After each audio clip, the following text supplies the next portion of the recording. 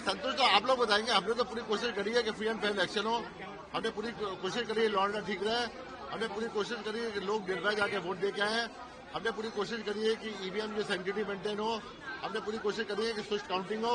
हमने अपील किया है सबको कि आप जो है लॉ एंड ऑर्डर हाथ में मत लीजिएगा। इलेक्शन आते हैं जाते हैं, ये एक पर्व की तरह है, फेस्टिवल की तरह है, जैसे दुर्गा पूजा होती है। आइए आप आगे प्रिपरेशन कीजिए, जब कैंपेनिंग पीरियड होता है वोट के समय आप जैसे पेंडल जाते वैसे जाइए, अब जब विसर्जन के समय आगे तो विसर्जन कीजिए, उस टाइप का है। सर जब 2 चरण का चुनाव का ऐलान किया गया था तो दूसरे स्टेट में कहा जा रहा था कि पता नहीं चुनाव आयोग कितना सक्सेस हो पाएगा। पश्चिम बंगाल में एक रीति रही है कि 3 से 7 चरणों के चुनाव तक एक रीति रही है, उस उम्मीद को आप लोगों ने तोड़ा और अब सफलतापूर्वक नतीजे सामने आए। क्या कहेंगे सर, थोड़ा बोलिए। नहीं, हम लोग तो रेडी थे। हम लोगों ने चुनाव आयोग से कहा था कि सिंगल फेज में करना है तो भी हम रेडी है, हम रिस्पॉन्सिबिलिटी लेने को तैयार है। हमने कहा था, लेकिन वहाँ पे बहुत सारे क्राइटेरिया होते हैं, वहाँ पे फोर्स का क्राइटेरिया होता है, सेंट्रल फोर्स कितनी अवेलेबल नहीं है, प्लस और क्राइटेरिया होते हैं, और हो सकता है फ्यूचर में बहुत जल्दी बंगाल में सिंगल फेज इलेक्शन भी हो। रिपोल अब कैसे होगा? अब तो रीकाउंटिंग का पूरा प्रोसीजर फिक्स्ड है, सब आरओ जानते हैं। अगर उस क्राइटेरिया के अंदर आता है तो रिकाउंट होगा, वरना नहीं होगा। वो क्राइटेरिया फिक्स्ड है, तो सब जानती है पॉलिटिकल पार्टी, हमें बोलने की जरूरत नहीं है, आरओ जानते हैं।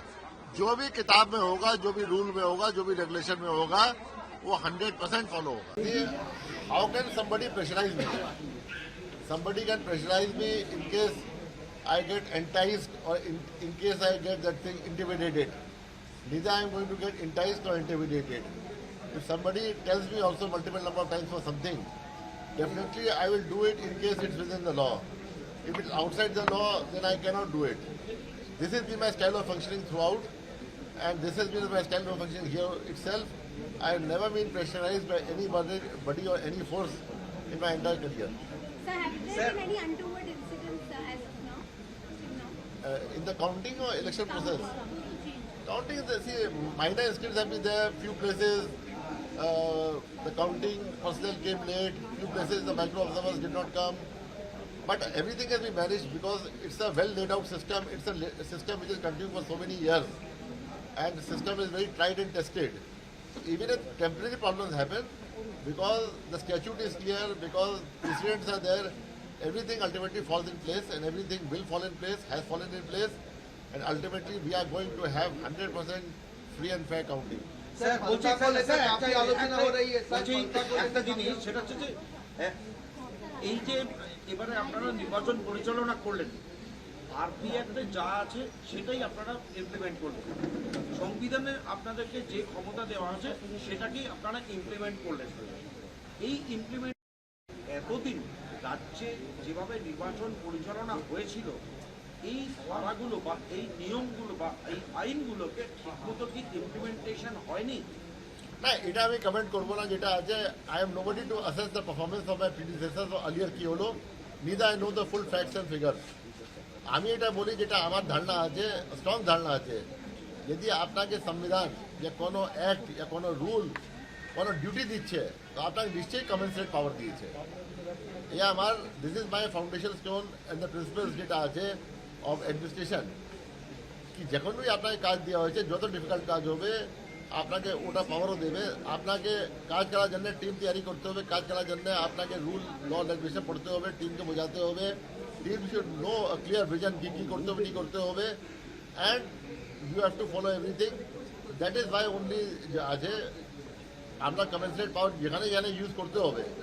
এখানে বললো কি আমি স্টাফ দেবো না, তো আমাদের যে পাওয়ার আছে ইউজ করলাম, স্টাফ দিতে হবে আপনাকে, বিকজ আমি তো স্টাফ বাড়ি থেকে আনতে পারবো না।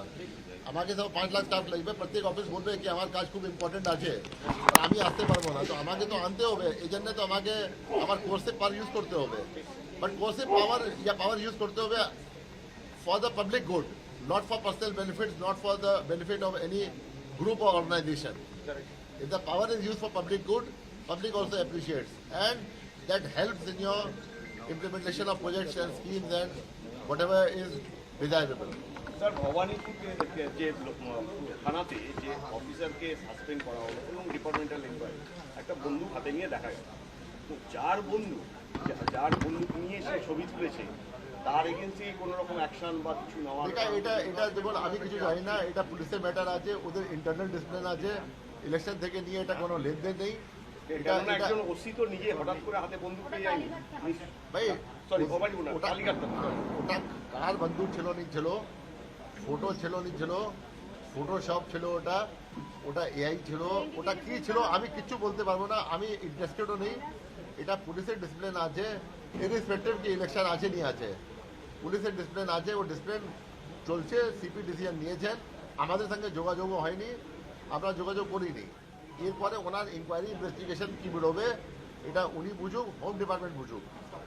স্যার একটা প্রশ্ন, অনেক জায়গায় কাউন্টিং সেন্টারে এজেন্টদের তরফ থেকে অভিযোগ অনেকগুলো পয়েন্ট এবং কি কত রাউন্ড গণনা চলছে, কে গিয়ে অনেক কিছু জানতে পারছে না মাইকের জন্য। আরে এজেন্টের জানতে পারবে না, তুমি এখানে দাঁড়িয়ে আছো, তুমি জানতে পারবো না কত লোক আছে কি বলছে, এটা অদ্ভুত ম্যাটার আছে। ছোট হল আছে, টেবিল কাছে, এটা টেবিল আছে কাউন্টিং, এখানে এজেন্ট বসে আছে, এজেন্ট জানতে পারবে না কি কত এখানে ইভিএম এসে গেছে। ইভিএম তো নোট করছে कि प्रथम राउंडे আমার ক্যান্ডিডেট এত পেয়েছে, সেকেন্ড রাউন্ডে এটা পেয়েছে। নাম্বার 2 প্রত্যেক হলে প্রত্যেক রুমে या तो একটা টিভি সেট আছে যেখানে আপনার ফিগার আছে, নালে একটা বোর্ড আছে যেখানে আপনি ফিগার লিখেন, তো ওটা দেখতেই পারবেন। ছোট ছোট রুম আছে, দেখতেই পারবেন। মাইকিং করার কি প্রয়োজন আছে? মাইকিং তো বাইরে জানতে হয়, বাইরের লোকেরাও জানতে পারছে না বলে বাইরে ওখানে মিডিয়া সেন্টার আছে, মিডিয়া সেন্টার মাধ্যমে জানবে। প্রত্যেক মিডিয়া সেন্টারে সব পরিকাঠামো আছে, ওখানে 10টা সোর্স হবে না, নালে মিডিয়া রেখে ওখানে কি লাভ? এটা কোনো নেই, এটা পাবলিক অ্যাড্রেস সিস্টেম নেই, এটা কোনো 144 হচ্ছে না, এটা কোনো লাউড হেলার দিয়ে সিএপিএ বলছে না আমি এলাম।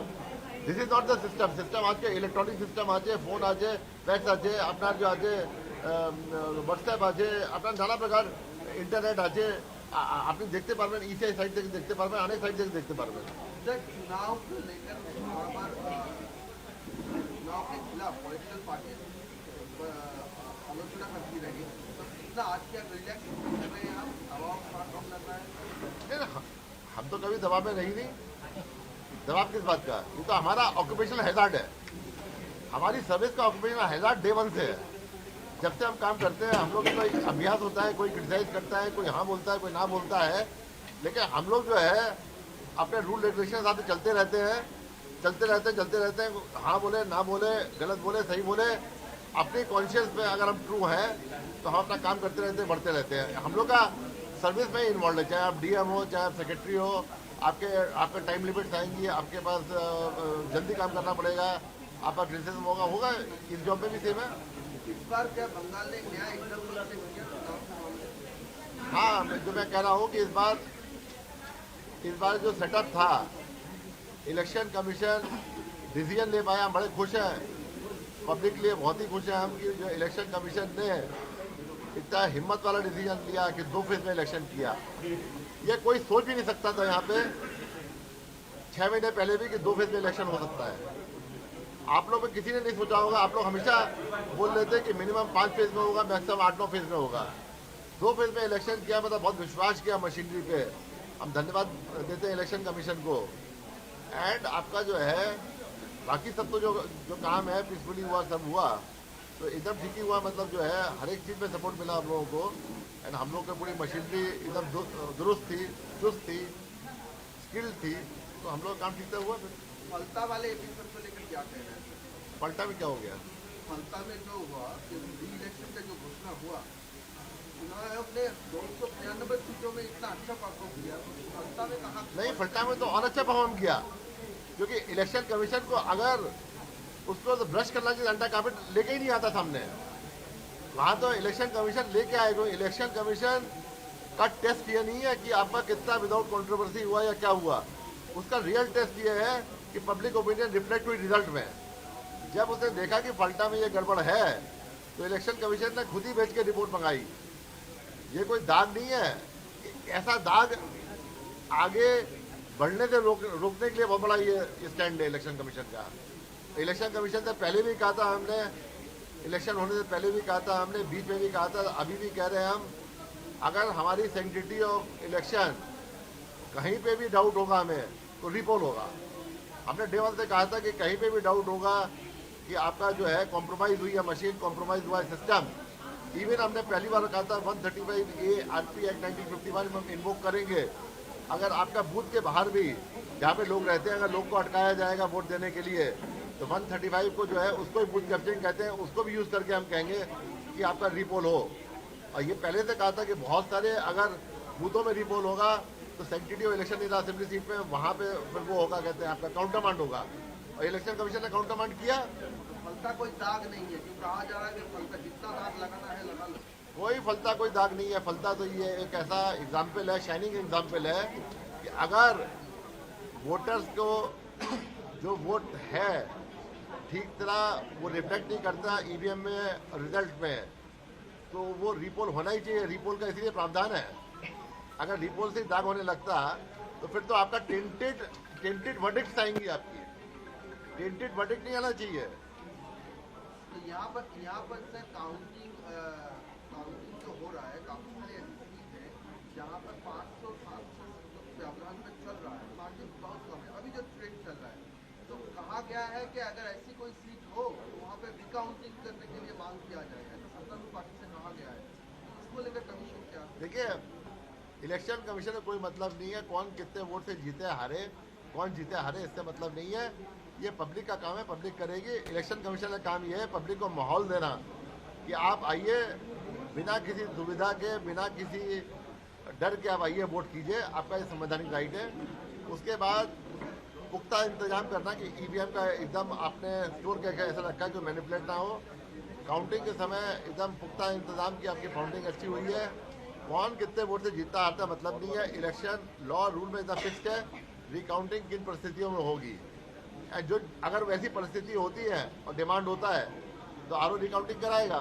ऐसी परिस्थिति नहीं है एज पर रूल तो फिर रिकाउंटिंग नहीं होगी। फलता के मामले में 240 अधिकारियों के खिलाफ कार्रवाई करने की कोशिश नहीं, अभी कोई स्टार्ट भी नहीं हुई इंक्वायरी। आप 240 बोल रहे हैं। अभी तो वहाँ के जो है कल परसों से इंक्वायरी स्टार्ट होगी। जिन जिन बूथों में गड़बड़ मिली है उनकी स्टार्ट होगी। बाकी बूथों में फिट देखा जाएगा। ऐसा नहीं है हम खाली फलटा तो ठीक है हो गया। जो हमारे पास फीड है डिफरेंट बूथ से हमारे आई है, 85,000 बूथ से आई है, उसका सैंपल करके हम सब फीड देखेंगे। उससे पूरा सीखेंगे हम कि फ्यूचर में क्या हुआ। इस बार पहली बार वेस्ट बंगाल में जिस तरह आपका वेबकास्टिंग हुआ है ऐसा वेबकास्टिंग कभी नहीं हुआ। और इसी वेबकास्टिंग की वजह से बूथ के अंदर एक भी इंसिडेंट नहीं हुआ, क्योंकि वेबकास्टिंग 24 घंटे का था। वेबकास्टिंग का मॉनिटरिंग 24 घंटे का था। आप लोग ऊपर गए, आपने देखा, आज भी देख सकते हैं QRT ऊपर है, हम भी देख के आए हैं पूरा। तो बूथ के अंदर अगर कोई गड़बड़ करेगा एकदम पकड़ा जाएगा, इसका एक्शन कैमरा बंदी हो जाएगा, उसमें स्ट्रॉन्ग एक्शन होगा। इसी चक्कर में ये नहीं कि वेबकास्टिंग बंद है अंदर पूरा जो मन चाहे जो करें। पूरा वेबकास्टिंग के चक्कर में ही अंदर की पूरी सैंक्टिटी मेंटेन हुई और आशा करेंगे फ्यूचर में भी पूरी सैंक्टिटी मेंटेन होगी। ये एक बार हो गया लागू, हमेशा के लिए लागू हो गया।